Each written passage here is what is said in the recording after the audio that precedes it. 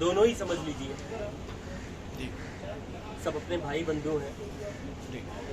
शुक्ला जी ने एक प्लेटफॉर्म दिया है लोगों को सीखने के लिए कॉस्मेटोलॉजी और लोगों को अच्छा करना, ये करना एक नया इनिशिएटिव है आपके और हमारे मित्र हैं उनके बारे में क्या कहेंगे? योगी जी हैं, काफ़ी सुना है इनके बारे में हमने, और रमाकांत शुक्ला जी हैं, उनके मुँह से काफ़ी इनके बारे में सुनता चला आया हूँ और मुलाकात भी हुई आज फर्स्ट टाइम। तो बहुत ही अच्छी बात है। कुछ फ़ोन पे जानकारियाँ हमको मिली थी कि ये हमारा प्रोडक्ट है, ऐसा ऐसा है, तो हमने उस प्रोडक्ट के बारे में पहले अपने मोबाइल पे इनसे मंगवाया और जाना, तो बहुत ही अच्छा है, वेरी नाइस। अच्छा, ये तो आपके प्रोडक्ट्स की बात हो गई इनके साथ।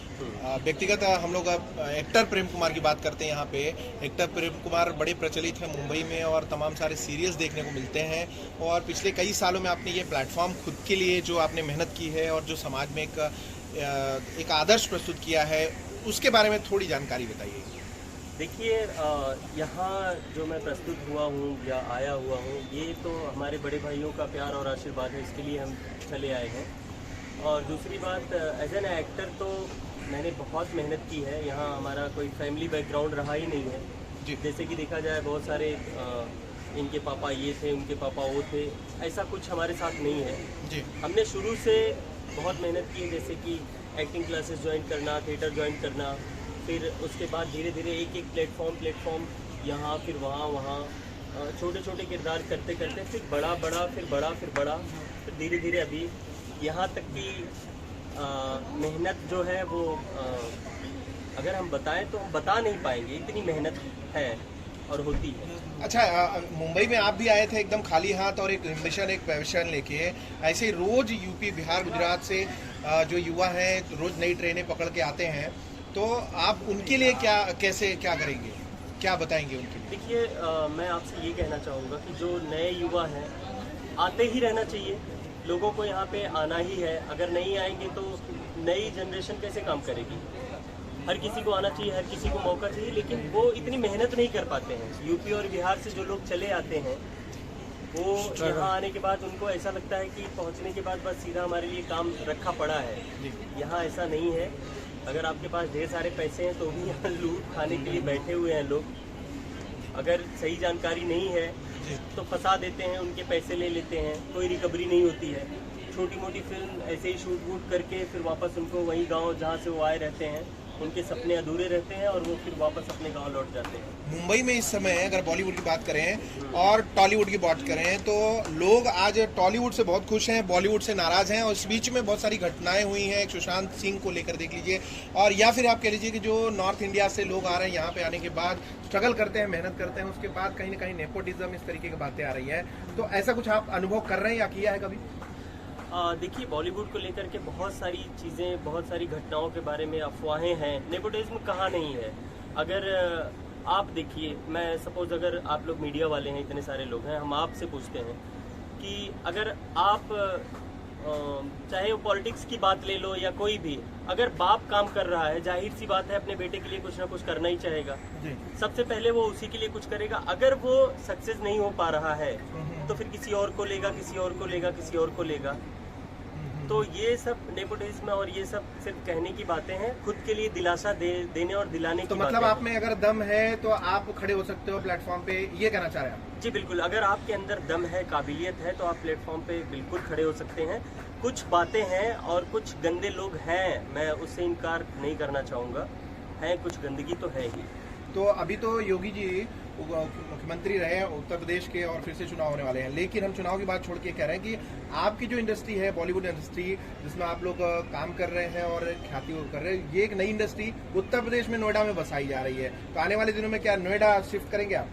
जी बिल्कुल शिफ्ट करेंगे, क्यों नहीं शिफ्ट करेंगे। तो अभी और योगी आदित्यनाथ जी, मैं तो देखिए उनका फैन हूँ, अगर सही बोले तो उत्तर प्रदेश, यूपी को एक ऐसा मुख्यमंत्री फर्स्ट टाइम मिला है जिसके लिए जितनी बातें की जाए, जितनी तारीफ की जाए, बहुत ज्यादा कम है।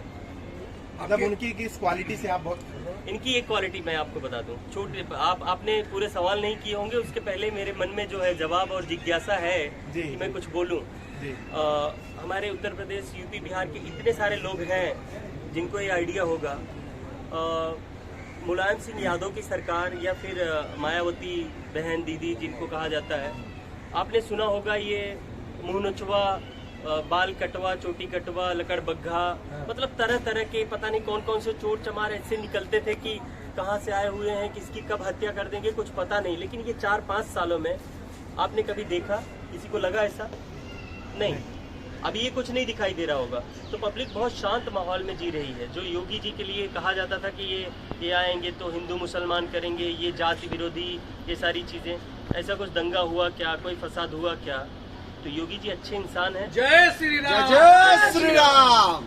अच्छा, आपके अपकमिंग अभी क्या प्रोजेक्ट है जो कि दर्शकों को आपको फिर से देखने को मिलेगा?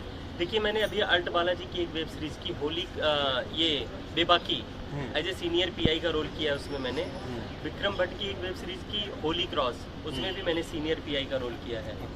और कसिनो नाम की एक वेब सीरीज G5 की है, उसमें भी एज ए सीनियर पीआई कुशल पंडित का रोल किया है मैंने। कार्यक्रम ये चल रहे हैं, आने वाले कब हाँ, आएंगे? कंटिन्यू चल रहे हैं और कुछ तो आने वाले हैं, और क्राइम पेट्रोल वगैरह ये सब चलता ही रहता है। 36 mm पे कब देखने को मिलेंगे आप पर्दे पे? कोशिश बहुत अच्छे तरीके से जारी है, जब तक ऊपर वाला नहीं चाहेगा। देखिए, कॉन्टेक्ट हमेशा लोग कर रहे हैं हमसे, ये रोल है वो रोल है, जब तक हम जिस रोल से सेटिस्फाई नहीं होंगे इसलिए हम उसे को छोड़ रहे हैं। या समझ जाओ कि भोजपुरी समाज के लिए आपका क्या नजरिया है? भोजपुरी समाज, जैसा कि मूवी की बात कर रहे हैं आप? हाँ, मूवी, गाने, जो भी चीज है। नहीं, गाने वाने तो आप मत पूछिए, वो अच्छा, बहुत गंदे और भद्दे जो गाने गा देते हैं। हाँ। इसके लिए वहाँ पे मतलब मेरे घर में तो मैं खुद से यानी कि अश्लीलता के खिलाफ आप भी हैं। हाँ, बहुत। नदिया के किनारे जो गाना आया था वो भोजपुरी की पहचान बनी, उससे लोगों को पता चला कि भोजपुरी क्या होती, कितनी कदर, नदिया के पार। और आज की स्थिति है कि हर कोई व्यक्ति बजाना नहीं चाहता, या आप अपने बगल के अपने परिवार में उसको गाना खुले तौर पे मोबाइल में सुन नहीं सकते। तो इन सब पे आप लोगों ने कभी आक्षेप नहीं किया, या फिर कभी आपने कमेंट नहीं किया, या कभी आपने क्यों नहीं किया? अगर मैं आपको बताऊं 2 शब्दों में, तो कि मैं खुद मैं भोजपुरी में ही काम करने के लिए इंडस्ट्री में आया था, कि ये हमारी मातृभाषा है, हम वहाँ काम करेंगे, लोग हमें जानेंगे, समझेंगे, और जल्दी हम प्लेटफॉर्म पे अपने आप को कुछ करके दिखा सकते हैं। लेकिन भाई साहब, ये भोजपुरी कौन खराब कर रहा है सर? कौन खराब कर रहा है? इंडस्ट्री कौन खराब कर रहा है? मैं ऐसे नाम लेके नहीं बताना चाहूँगा, आप खुद समझ रहे हैं। 2-3-4 लोग ही हैं जो बड़े लेवल पे काम कर रहे हैं। तो ये भौड़ापन दिखा के इंडस्ट्री को पूरा खा गए वो लोग। आप लोगों को कहीं ना कहीं से फिर वो इंडस्ट्री छोड़ के किसी और धारावाहिक या दूसरी टेलीफिल्म इंडस्ट्री में जाना पड़ा।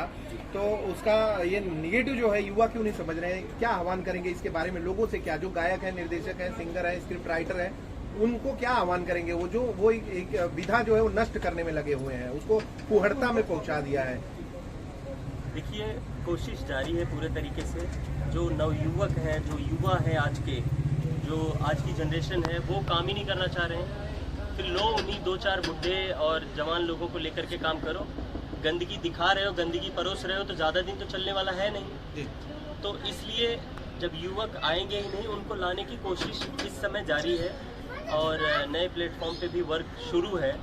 तो उनके खिलाफ कंप्लेंट्स बहुत सारे हो रहे हैं, जगह जगह चीज़ों के बारे में लोग उनके ऊपर धरना प्रदर्शन भी हो रहा है। मैंने तो अभी देखा पटना वगैरह में भी कि ये गंदगी बहुत ज़्यादा हो गई है, कम करो इसे। जी जी, धन्यवाद। धन्यवाद सर। धन्यवाद।